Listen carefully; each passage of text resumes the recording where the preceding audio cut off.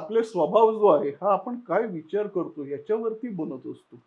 म्हणून आपण विचार बदलले आहे ना, विचार बदलले की आपली कृती बदलत जाते, स्वभाव बदलत जातो, कृती बदलते, कृती बदलली की ऍक्शन चेंज झाली की रिॲक्शन चेंज होणार.